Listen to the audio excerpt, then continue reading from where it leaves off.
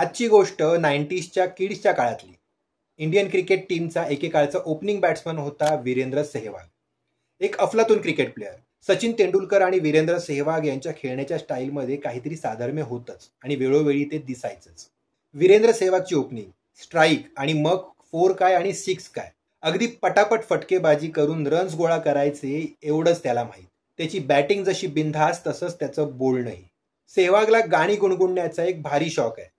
अगदी सुरात जरी नसला ना तरी प्रत्येक वेळी तो गाणी गातोच, अगदी शब्द पाठ नसले तरी सुद्धा. आपण गाताना कोणी आपल्याला हसतंय किंवा कौतुक करतंय याची त्याला काही एक चिंता नसायची. अगदी मैदानावर देखील तो गाणी गुणगुणायचा आणि एके साईडला फटकेबाजी सुरूच असायची. आता त्याच्या गाण्याचा इथे काय संबंध, तर त्याचाच एक भन्नाट किस्सा आहे. टीम सिलेक्शनच्या वेळेचा. मोहम्मद कैफ हा संघात वीरेंद्र सेहवागला सिनियर.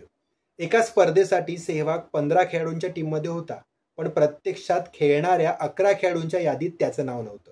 कैफ वगैरे इतरांचं सिलेक्शन होऊन ती मंडळी आनंदाने परतली, पण त्यांच्याही आनंदापेक्षा अतिशय आनंदी असलेला एक माणूस त्यांना भेटला, तो म्हणजे वीरेंद्र सेहवाग. त्यावेळी प्लेइंग 11मध्ये नसला तरी सेहवाग मस्त गाणं गात होता.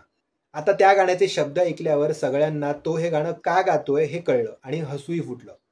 अदनान सामीचं गाणं होतं ते. गाण्याचे बोल होते,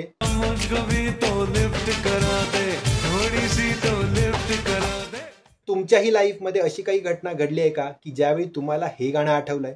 आम्हाला जरूर कळवा. गाण्याची लिंक डिस्क्रिप्शनमध्ये दिली आहे, गाणं जरूर ऐका. आजची माहिती आवडल्यास लाईक, कमेंट, शेअर तर तुम्ही करालच. नुकताच आपण 1000 सबस्क्रायबरचा पहिला टप्पा पार केलाय. लवकरच 2000 सबस्क्रायबरचा पुढचा टप्पा पार करण्यासाठी आणि वेगवेगळ्या विषयांवरील ऑफबीट गोष्टी जाणून घेण्यासाठी चॅनलला सबस्क्राईब करून बेल आयकॉन प्रेस करायला विसरू नका. पुन्हा भेटूच एका नव्या भागात एका नव्या ऑफबीट गोष्टीसोबत. धन्यवाद.